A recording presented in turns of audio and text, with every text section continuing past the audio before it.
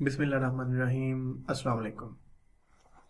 I am Hassan Shabir, a computer science lecturer in University of South Asia, and I'm teaching you software architecture and design, and it's our lecture number 10 continuation.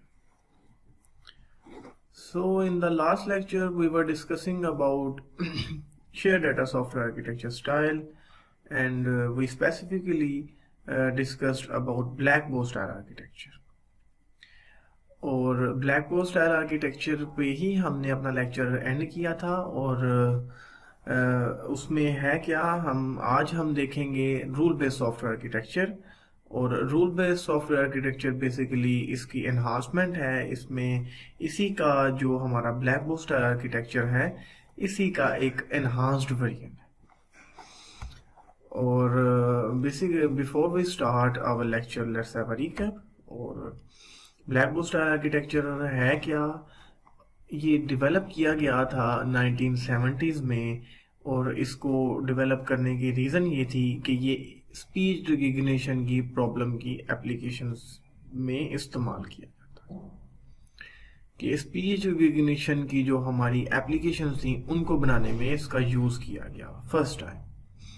उसके बाद pattern recognition के लिए और साथ साथ हमारी weather forecasting के लिए भी ब्लैकबोर्ड स्टाइल आर्किटेक्चर को यूज किया जाता है।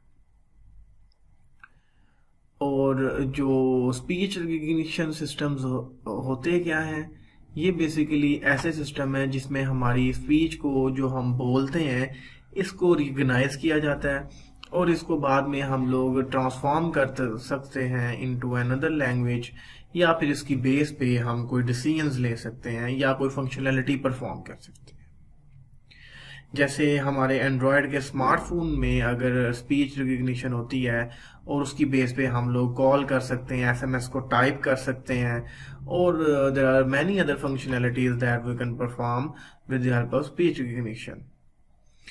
और दूसरे है इमेज के पैटर्न रिकग्निशन। और पैटर्न रिकग्निशन में एग्जांपल मैंने आपको दी थी कि किस तरह से इमेज से एक पैटर्न को रिकग्नाइज किया जाता है। लेट्स सपोज के we have an image of मतलब जिसमें आपके पास ट्रीज हैं, we have background of clouds and we have sun. तो इसमें से जो हमारे पैटर्न्स हैं कि किस तरह से हमारी इमेज में जो फोरग्राउंड में है वो हमारे पास जो हमारे पास माउंटेन्स हैं, बैकग्राउंड में हमारे पास अगर आप कह लें कि स्काई है, उसमें सन है।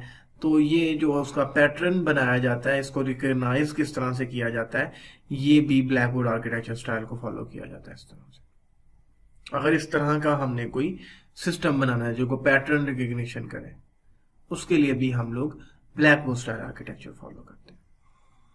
इसके बाद हमने वेदर ब्रॉडकास्टिंग में देखा कि ये वेदर की ब्रॉडकास्टिंग में भी इस आर्किटेक्चर स्टाइल का बहुत यूज होता है कि we have some data of weather कि जिसमें प्रीवियस वेदर की हिस्ट्री का डाटा होता है हमारे पास, और हम उसकी बेस पे डिसीजन लेते हैं कि इस कंडीशन में इतनी अगर ह्यूमिडिटी थी हमारी विंड में, या इतना क्लाउड थे तो इतनी बारिश, इतने मिलीलीटर बारिश हुई थी, और इम्कान है कि आज भी बारिश हो सकती है या स्ट्रॉम हो सकता है, या इस तरह की वेदर की कंडीशन को प्रेडिक्ट किया जा सकता है।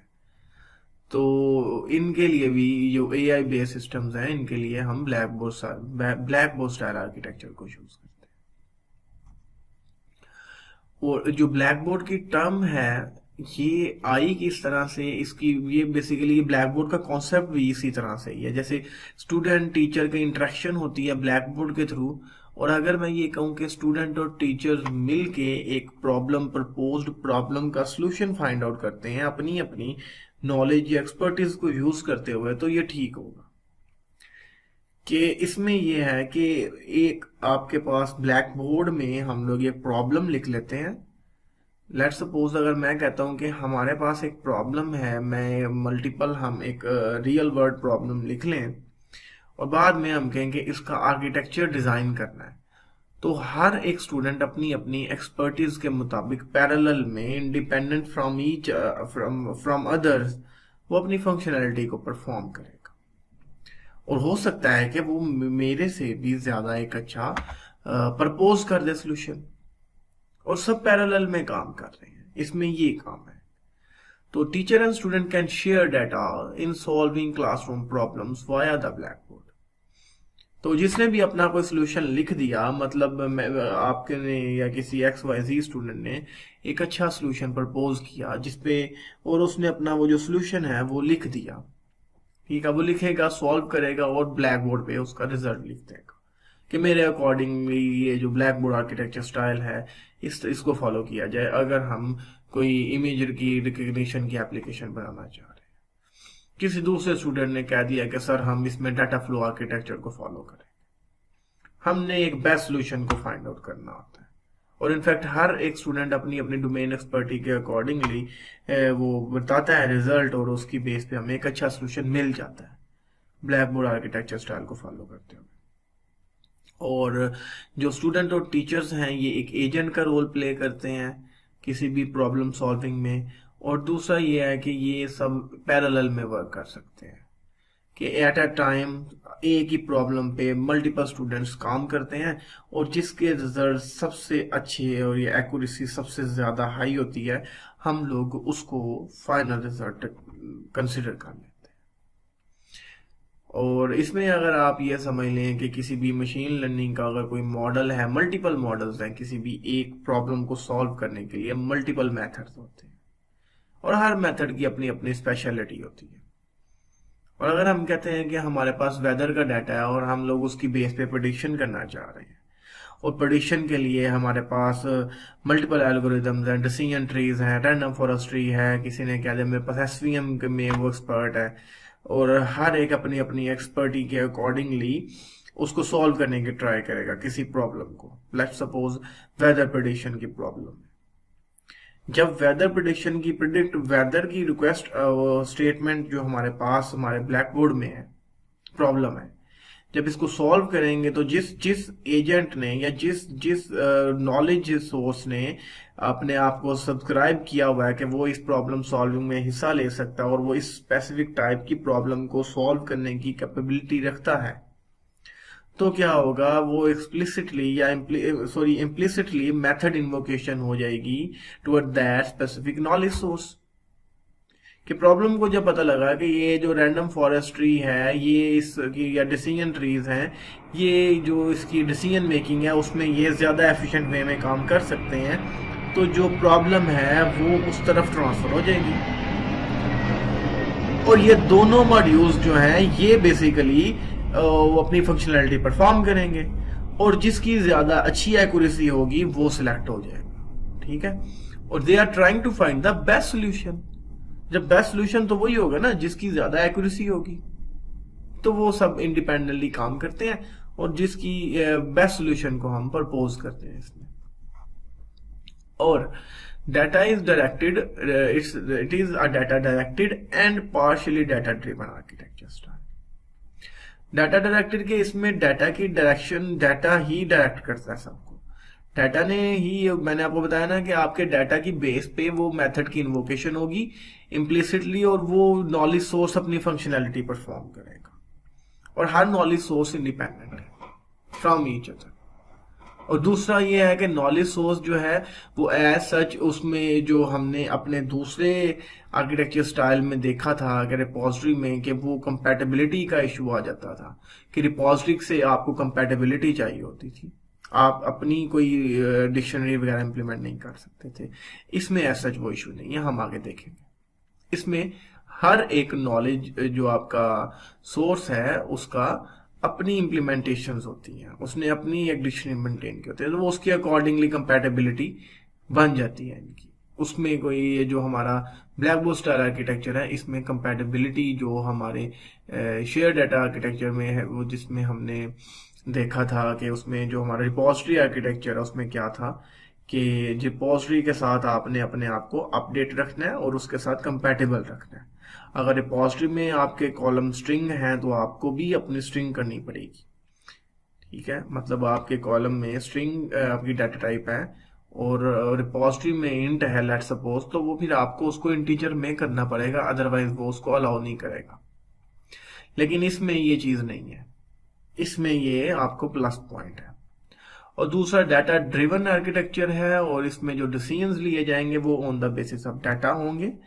और डाटा ड्रिवन का मैंने वेदर में भी एग्जांपल दी कि अगर वो प्रीवियस वेदर में उसने देखा कि इस टाइम इन डेज में इस ह्यूमिडिटी में इस कंडीशंस में अगर मेरे रेन हुई थी, तो अगर ये सेम उससे थोड़े ऊपर ज्यादा भी है but there are chances for rain, तो ये प्रेडिक्शन हो रही होती है, बट इट्स नॉट 100% एक्यूरेट। ठीक है, इसमें ये भी है 100% एक्यूरेसी नहीं होती। और दूसरा इसमें यह है कि डीकम्पोज किया जाता है इसको इनटू डिफरेंट कंपोनेंट्स। कंपोनेंट्स तो आएंगे ही ना, इसमें मॉड्यूल्स होंगे दो, क्योंकि आर्किटेक्चर है तो उसको कंपोनेंट में डिवाइड किया जाएगा। और इसमें दो दो पार्टीशंस हैं जो इसके मेन कंपोनेंट हैं। वो कौन से हैं? पहला इसका कंपोनेंट होगा आपका black board. Black board like your data store, जिसमें आपने अपनी वो प्रॉब्लम लिख देनी है। ठीक है। और दूसरा क्या होगा हमारा नॉलेज सोर्स। नॉलेज सोर्स क्या होगा हमारा?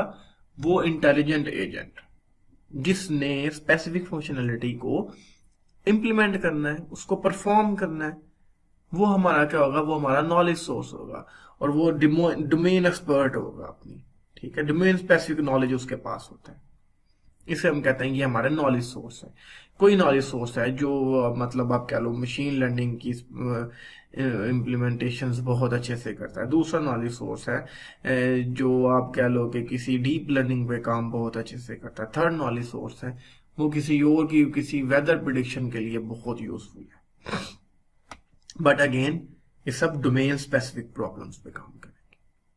और इन्होंने सब्सक्राइब किया होगा ब्लैक बोर्ड से। ठीक है, ब्लैक बोर्ड से कि मैं ये डोमेन स्पेसिफिक प्रॉब्लम को एफिशिएंटली सॉल्व कर सकता हूं। और there can be multiple components या multiple agents to solve a particular problem. ये भी हो सकता है कि मल्टीपल एल्गोरिथम्स हैं या मल्टीपल ऐसे मॉडल्स हैं जो सेम टाइप की प्रॉब्लम को सॉल्व करने के लिए यूज होते हैं। तो ये भी पॉसिबिलिटी होती है। और इसके अलावा एक थर्ड पार्टीशन भी है, और ये जो थर्ड पार्टीशन का मैं नाम ले रहा हूं ये हमारा डाटा कंट्रोल है। बेसिकली कंट्रोल जिसे हम कहते हैं कंट्रोलर। और कंट्रोलर का काम क्या है? इसने कंट्रोल करनी है एग्जीक्यूशन किसकी? जो हमारा data store like your black board है, इसमें जो आपकी प्रॉब्लम है, जो आपने अपना फैक्ट आपका जो प्रॉब्लम है किसने होना है, कैसे होना है, वो जो आपने लिखा हुआ उसमें आपकी स्टेटमेंट्स हैं। और उसके साथ साथ जो आपके उस स्टेटमेंट को फुलफिल करने के लिए, उस प्रॉब्लम को फुलफिल करने के लिए जो उनसे आपके नॉलेज सोर्सेज हैं, उन नॉलेज सोर्सेज की जो आपस में कम्युनिकेशन है वो बेसिकली होती है आपकी इससे कंट्रोलर से। कंट्रोलर आपका एक knowledge source, there are multiple knowledge source for one black board, तो वो इनकी आपस में एग्जीक्यूशन करवा देता है। द कनेक्शन जो होंगे between the black board subsystem and knowledge source are basically implemented as implicit invocations।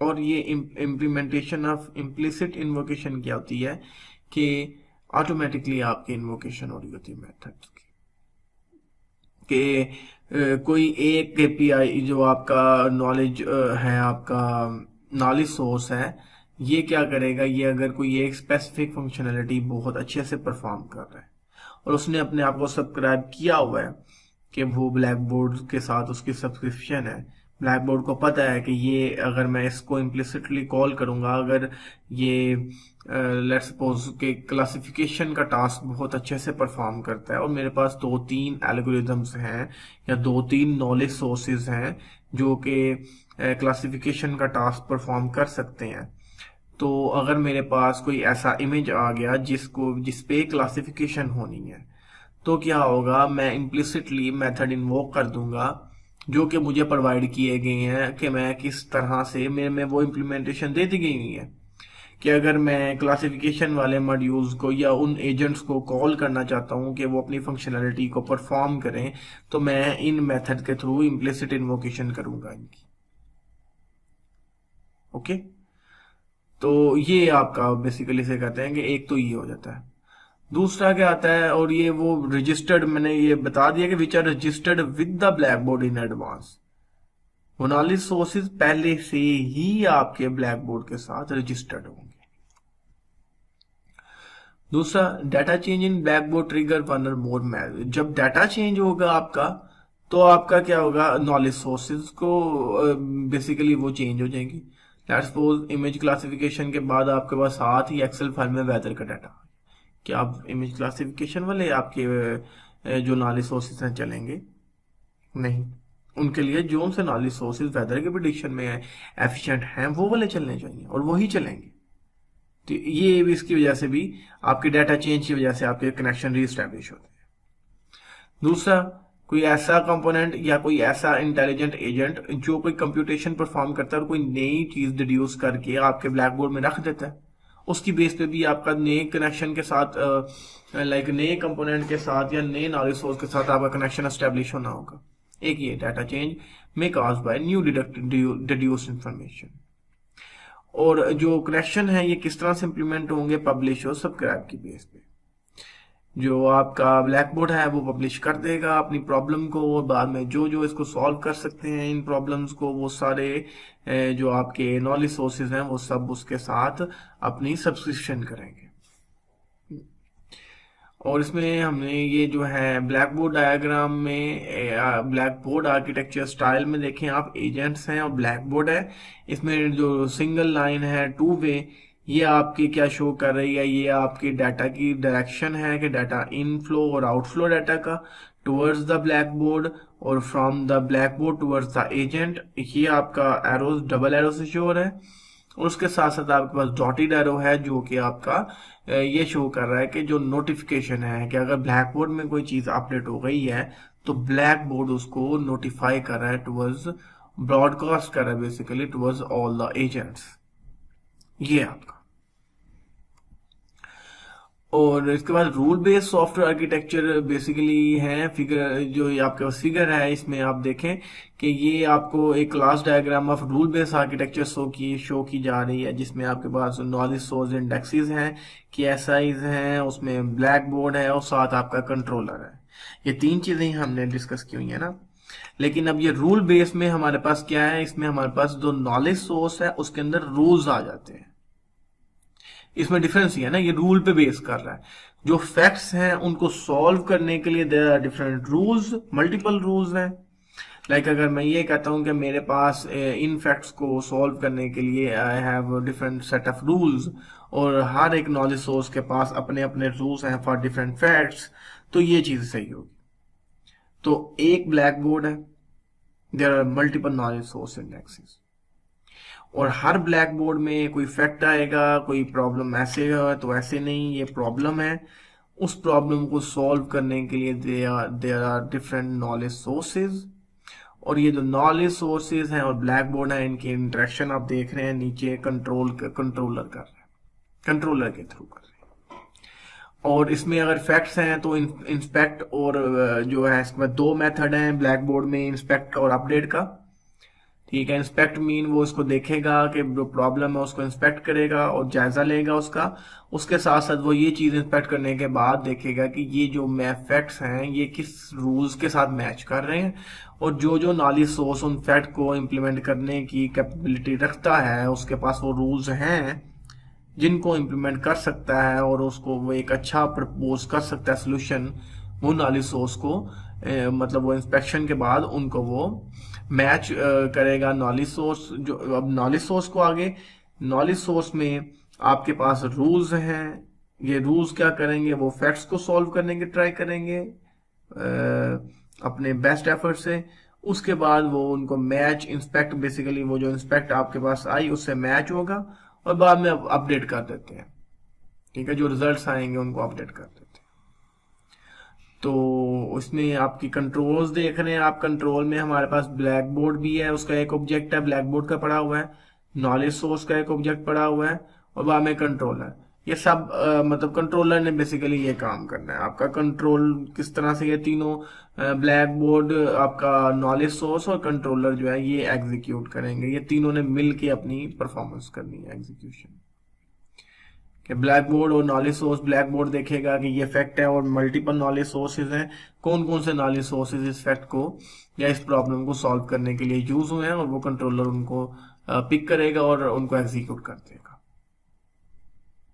और वन ब्लैक बोर्ड में हैव मैनी नॉलेज सोर्सेज। आप देख रहे हैं कि एक ब्लैक बोर्ड के साथ नॉलेज सोर्स का 1 to n का रिलेशनशिप है, और जो n है फॉर मैनी, तो ये 1 to मैनी का रिलेशनशिप है। और जो मैनी नॉलेज सोर्सेज हैं वो एक कंट्रोलर में आ सकते हैं, बट एक ब्लैक बोर्ड के लिए एक, मतलब अगर एक कंट्रोलर है उसमें उसको पता है कि मेरे पास एक ही ब्लैक बोर्ड आएगा, उस एक ब्लैक बोर्ड है, बट उस ब्लैक बोर्ड में जो फैक्ट है उसको सॉल्व करने के लिए there are multiple knowledge sources. एक भी हो सकता है बट वो मल्टीपल भी हो सकते हैं। तो ये जो नीचे 1 to 1 और n to 1 की डायग्राम में कार्डिनलिटी है, इसका मतलब ये है। उसके बाद रूल बेस्ड आर्किटेक्चर में each knowledge source help to solve problem in expertise area. ये बात सही है, मैंने आपको बताया कि जो नॉलेज सोर्स है इनकी अपनी अपनी एक्सपर्टीज है। हर एक नॉलेज सोर्स की एक अपनी एक्सपर्टी है, और वो अपनी एक्सपर्टीज के साथ, अपनी बेस्ट ऑफ द नॉलेज के साथ वो इस प्रॉब्लम को सॉल्व करने की ट्राई करते हैं। और दूसरा, knowledge can be stored in different knowledge can be stored in different knowledge representation. और ये चीज जो मैं आपको लास्ट में अभी थोड़ी स्लाइड्स पहले ही मैंने आई थिंक आपको बताई थी, ये शेयर डाटा आर्किटेक्चर में, रिपोजिटरी बेस्ड आर्किटेक्चर स्टाइल में ये था कंपैटिबिलिटी इशू। क्या था कि आपने अपनी जो लिस्ट डिक्शनरी थी उसको आपने कंपैटिबल करना होता था अपनी डाटा स्टोर के साथ, अदरवाइज वो अलो ही नहीं करता था। ठीक है, बट इसमें यह है कि नॉलेज स्टोर के पास क्या होगा, वो नॉलेज रिप्रेजेंटेशन फॉर्मेट होंगे उसके अपने नॉलेज रिप्रेजेंटेशन फॉर्मेट्स हैं। उसको पता है कि मुझे डाटा इस फॉर्मेट में चाहिए, तो मैं ये रूल बेस्ड अपने इंप्लीमेंटेशन कर सकता हूं। तो वो जो इसकी नॉलेज की इंप्लीमेंटेशन है, मतलब जो इनकी रीजनिंग है, स्ट्रेटजीज हैं, वो इंडिपेंडेंट है, वो उसके लिए ऐसा कोई ब्लैक बोर्ड पे डिपेंडेंट नहीं है। वो जैसे कि लास्ट सिनेरियो में रिपोजिटरी में, वो अगर उसमें हमने कॉलम में स्ट्रिंग है, हमारे पास हमारे कंपोनेंट या एजेंट में स्ट्रिंग कॉलम है, और उसमें जो हमारे डाटा स्टोर में इंटीजर है, तो हमें उसको स्ट्रिंग को इंट में कन्वर्ट करना पड़ता था। बट नॉलेज सोर्स में ये हमें प्लस पॉइंट है। For example, a knowledge source store all related rules and provide activation mechanism for black board to trigger the rule based system. इसमें ये कह रहा है कि जो नॉलेज सोर्स है ये स्टोर करेगा, ठीक है, सारे रूल्स को, क्योंकि उसको पता है कि मैंने इन फैक्ट्स के लिए मेरे पास ये लिस्ट ऑफ रूल्स है जिनकी बेस पे मैं अपने डिसीजंस दूंगा। ठीक है, और दूसरा, प्रोवाइड एन एक्टिवेशन मैकेनिज्म, जो मैच इंस्पेक्ट, उसने एक ऐसा मैकेनिज्म प्रोवाइड करना है उसको, ब्लैक बोर्ड को, जिसकी बेस पे ब्लैक बोर्ड इम्प्लिसिटली इन्वोक कर सकता है इस नॉलेज सोर्स को, अगर उसको पता है कि ये नॉलेज सोर्स मेरा जो डोमेन स्पेसिफिक प्रॉब्लम है उसको सॉल्व कर सकता है। ठीक है, तो वो उसको फिर ट्रिगर कर देगा। तो ये इसका मतलब, for example, knowledge source store all related rules, जो रूल हैं, प्लस वो क्या प्रोवाइड करता है, एक्टिवेशन मैकेनिज्म प्रोवाइड करता है। वो एक्टिवेशन मैकेनिज्म किसे प्रोवाइड कर रहा है, ब्लैक बोर्ड को, क्योंकि कॉल कौन करेगा, ब्लैक बोर्ड करेगा, देखेगा प्रॉब्लम, उसके अकॉर्डिंगली ब्लैक बोर्ड उसे कॉल कर देगा। और क्यों कॉल करेगा, वो कॉल कैसे करेगा, उस कॉल को करने के लिए उसने सब्सक्राइब किया होगा। लाइक इसको मैं अगर इस तरह से दोबारा से आपको समझाने की ट्राई करता हूं कि आपका जो नॉलेज सोर्स है उसने सबसे पहले अपने आप को सब्सक्राइब कर लेना अपने ब्लैक बोर्ड के साथ कि मैं ये प्रॉब्लम्स हैं, इनको स्पेसिफिकली बहुत अच्छे से सॉल्व कर सकता हूं। जब ब्लैक बोर्ड को उसने एक इंटरफेस दे दिया, एक मेथड दे दिया कि मुझे ये मेथड के जरिए कॉल करोगे तो मैं इन्वोक हो जाऊंगा, मेथड ब्लैक बोर्ड को पता है अब आपके। ओके, दूसरी चीज ये है कि जब ब्लैक बोर्ड के पास कोई ऐसे फैक्ट्स या ऐसे रूल्स आ गए, या उसको फैक्ट्स आई, या ऐसी प्रॉब्लम आई जो कि मैच कर रही थी नॉलेज सोर्स ए से, जो कि उसने किया हुआ है सब्सक्राइब, तो उसने साथ वो मेथड ऑफ इन्वोकेशन भी दिया हुआ है ब्लैक बोर्ड को, तो ब्लैक बोर्ड उस मेथड को इन्वोक कर देगा। ये वो चीज कह रहा है, mechanism for black board to trigger in rule based expert system. ठीक है, रूल बेस्ड एक्सपर्ट सिस्टम इसे कहते हैं, क्योंकि वो रूल पे बेस कर रहा है। इसमें रूल्स, सेट ऑफ रूल्स हैं जो नॉलेज सोर्स इंडेक्स में दिया हुआ है। रूल्स का मतलब ये है। There are many. अब ये एक एग्जांपल देख लें आप, ट्रैवल कंसल्टिंग सिस्टम, इसकी एग्जांपल देखते हैं। अब हम AI/ML से हटके अब ये एग्जांपल देख रहे हैं ट्रैवल कंसल्टिंग सिस्टम। इसमें देखें हमारे पास कौन से एजेंट्स हैं। एक एजेंट है एयर का, एक होटल एजेंट, एक ऑटो एजेंट, एक अट्रैक्शन एजेंट, एक बिलिंग एजेंट, और बाद में हमारी डेटाबेस है। और जो हमारा ब्लैक बोर्ड है उसका नाम क्या है, travel reservation system. Clear? There are multiple agents, हर एजेंट की अपनी अपनी एक्सपर्टी है, डोमेन एक्सपर्ट। जो एयर एजेंट है ये टिकटिंग वगैरह का काम बहुत एफिशिएंटली करता है। होटल एजेंट है, इसके पास बहुत ज्यादा डाटा है of different hotels in different countries, उसके पास है। ऑटो एजेंट है कि जिसके पास ऑटो की इंफॉर्मेशन है कि कहाँ से कौन सी ऑटो जा रही है, किस टाइम कौन सी बस सर्विस जा रही है, अगर एयरपोर्ट से जाना है तो कौन सी ऑटो मिलेगी, कौन कौन सी ऑटो डिफरेंट सर्विसेज अवेलेबल है, ये सारी इंफॉर्मेशन आपकी ऑटो एजेंट में होगी। अट्रैक्शन एजेंट्स हैं, अगर कोई बंदा जाना चाह रहा है, लेट्स सपोज इजिप्ट में जाना चाह रहा है या वो पेरिस में जाना चाह रहा है, तो वो कौन कौन सी प्लेसेस देखनी चाहिए उसको on the basis of different reviews, best reviews from other जो विजिटर्स हैं, वो उस अट्रैक्शन सिस्टम के पास है। तो वो उसमें मास्टर है, उसकी एक्सपर्टीज में है कि वो रिकमेंडेशन दे सकता है कि आप इन इन जगहों पे जाओ। फिर आपका बिलिंग सिस्टम है जो कि आपका देखेगा कि ये बंदा अगर हज पे जाना चाह रहा है और उसने इस टिकट करवानी है, लेट सपोज उसने PIA की टिकट करवानी है और उसने वहां से आगे मूव करना है, अगर हज के लिए उम्रा पे जाना है तो उसके लिए ऑटो जो यूज करनी है, कौन सी ऑटो सर्विस यूज करनी है, वो उसको रिकमेंडेशंस आएंगी। वहां से होटल किन किन में रहना है वो सारी रिकमेंडेशंस आएंगी। तो ये सब चीजें कलेक्टिवली किस में जा रही हैं, आपके ट्रैवल सिस्टम रिजर्वेशन जो है, इंटरेक्शन आप देख रहे हो ट्रैवल रिजर्वेशन सिस्टम के साथ। बाद में आपका कंट्रोलर है, कंट्रोलर ने क्या कंट्रोल करना है कि वो किन किन को आपने एक्सेस देनी है कि वो एक्टिवेट हो जाए, आपके ट्रिगर्स कौन कौन से किस टाइम आपके जो एजेंट्स हैं वो परफॉर्म करेंगे अपनी फंक्शनैलिटी, और ये सब आपकी जो कंट्रोलिंग है ये कौन कर रहा है, कंट्रोलर। नीचे आपका क्लाइंट है और बाद में एक डेटाबेस है जिसमें डाटा आपका स्टोर हो रहा है। Clear?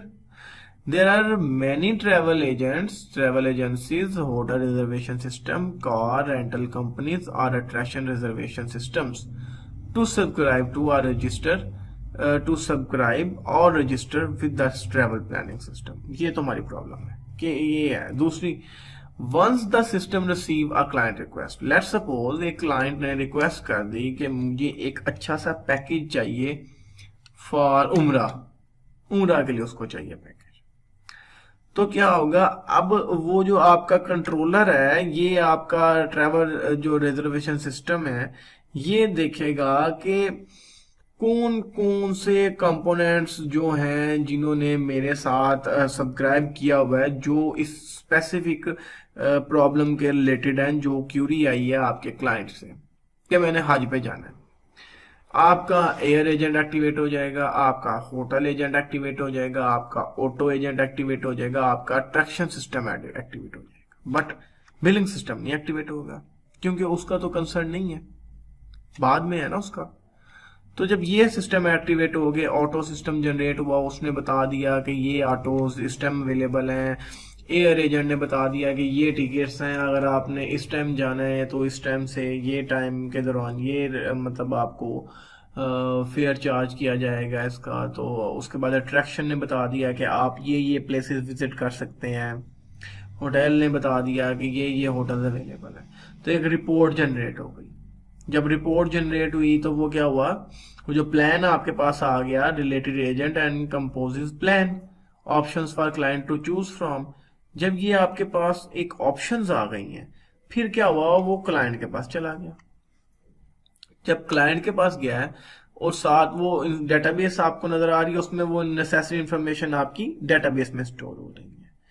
After the system receive confirmation from the client, जब ये एक रिपोर्ट आ गई और वो क्लाइंट को चली गई, अब क्लाइंट ने देखा कि ये पैकेज मेरे अकॉर्डिंग है, अगर तो वो उसको समझ आती है तो जो उसको एक बिलिंग एजेंट, फिर बिलिंग एजेंट एक्टिवेट हो जाएगा। बिलिंग एजेंट क्या करेगा, वो बिल जनरेट करेगा कि ये इसका इतने लाख बिल है, और वो जब पे कर देगा वाया सम क्रेडिट कार्ड, तो उसको मतलब वो आपकी इनवॉइस इशू होगी। तो इसका मतलब क्या हुआ कि जब ये एक वेरिफिकेशन के बाद इसकी जो हमारा वेरीफाई हो जाएगा ट्रिप कि ये सारा पैकेज कस्टमर को पसंद आ गया, तो उसने अब वेरिफिकेशन के लिए पेमेंट करनी है। और जो वो पेमेंट की होने के लिए वो सब प्रोसेस जब होना है, उसके लिए एज सच ये air agent, attraction agents, hotel agent या ऑटो एजेंट्स, इनकी अब कोई जरूरत नहीं रही। जब इनकी जरूरत नहीं है हमें, तो ये एक्टिवेट भी नहीं होंगे। तो कौन सा इम्प्लिसिटली मेथड इन्वोक करेगा ट्रैवल एजेंट, जो हमारा रिजर्वेशन सिस्टम है, बिलिंग एजेंट को। बिलिंग एजेंट जो होगा वो देखेगा कि पेमेंट वेरीफाई हो चुकी है, अगर पेमेंट वेरीफाई हो चुकी है तो वो डेटाबेस में भी अपडेट कर देगा, और साथ वो रिपोर्ट जनरेट, रिसीप्ट जनरेट कर देगा, इनवॉइस दे देगा। तो the data in data store play an active role. Exactly, data जो है वो मैंने आपको बताया, डाटा इज योर बॉस। इस सिस्टम में भी डाटा क्या कर रहा है, डाटा ने आपकी डायरेक्शन को भी डायरेक्ट करना, डाटा ने आपकी बेस मतलब देखे ना, it does not require much user interaction. इसमें यूजर ने बस रिक्वेस्ट कर दी कि show me the best recommendation, give me the best recommendation for हज। जब ये उसने दे दी अपनी इंफॉर्मेशन, उसके बाद उसको इंटरेक्शन बहुत कम, उसके बाद उसको ऑप्शंस आएंगी, लिस्ट आएगी, उसमें से उसने चॉइस कर लेनी है। उसको अगर ये पैकेज ए पसंद आ गया या पैकेज बी पसंद आ गया, जो भी पसंद आया, it does not require much user interaction, but user interaction is involve, but not much.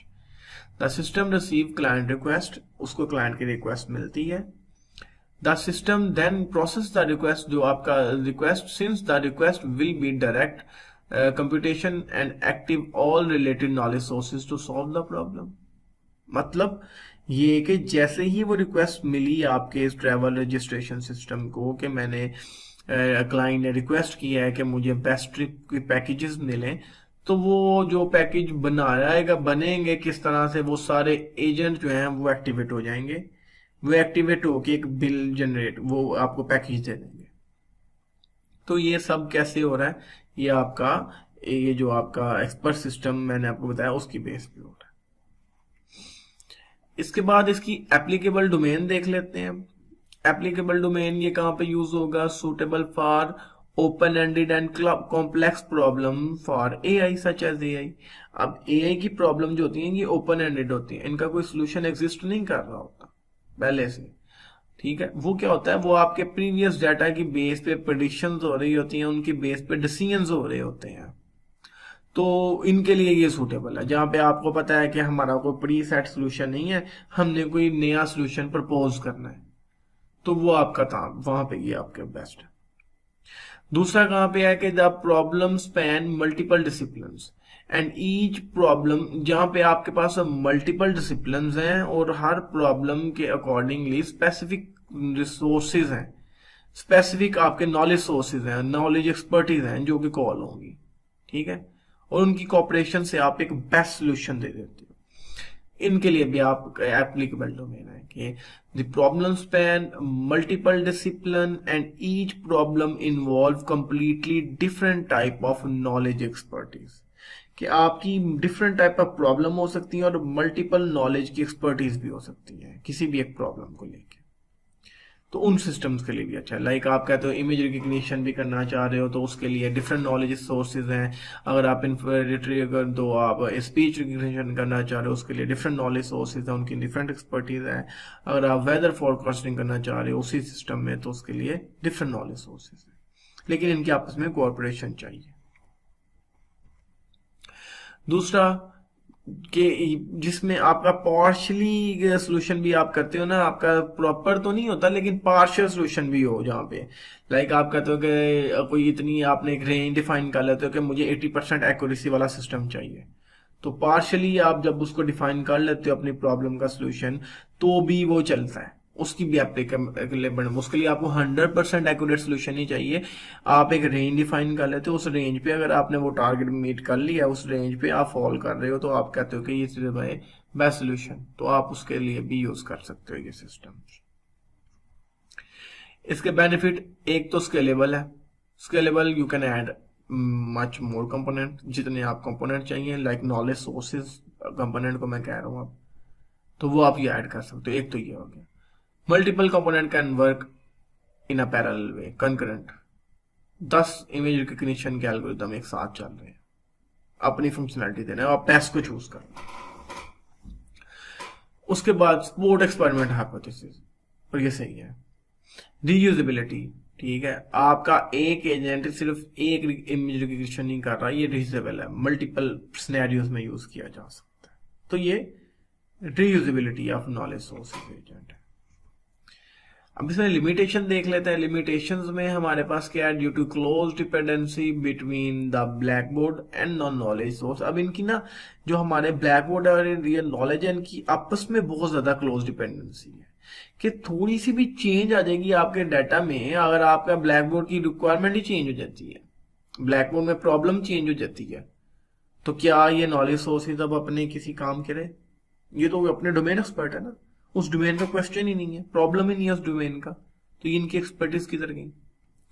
तो इनकी जो है ना, वो जो लिमिटेशन ये है कि आपके जो डाटा स्टोर है, जो आपकी ब्लैक बोर्ड है, उसके साथ आपके कंपोनेंट्स की बहुत ज्यादा वो है, जो इनकी आप कहते हो ना टाइट कपलिंग है इनकी, कि आपका अगर due to the close dependency, इनकी डिपेंडेंसी बहुत ज्यादा है आपकी डाटा की, जो आपका आपका रिपोजिटरी है, जो आपके ब्लैक बोर्ड है, इसकी आपके नॉलेज सोर्सेज के साथ एक लिमिटेशन।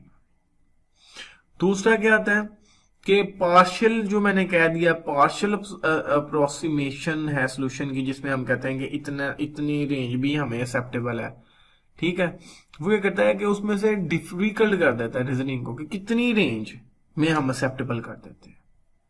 तो ये भी एक इसमें है कि आप कि ये जो डिसीजन कर रहे हो, आप किस बेस पे कर रहे हो, कि 80% 10% आपका वो किस, कौन सा क्राइटेरिया है आपका टर्मिनेशन का, ये भी एक लिमिटेशन में आता है, कि ये भी हमारे लिए डिफिकल्टी है।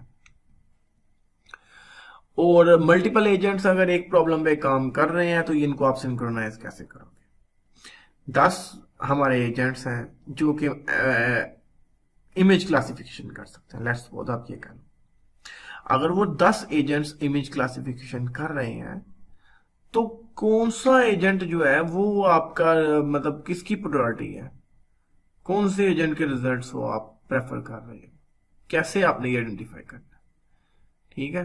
किस तरह से इनकी आपस में कोऑर्डिनेशन, मल्टीपल एग्जीक्यूशन, यानी कि इसको मैं पढ़ता हूं, आपको समझ आ जाएगी। Synchronization of multiple agents is an issue since multiple agents are working and updating the shared data in a blackboard।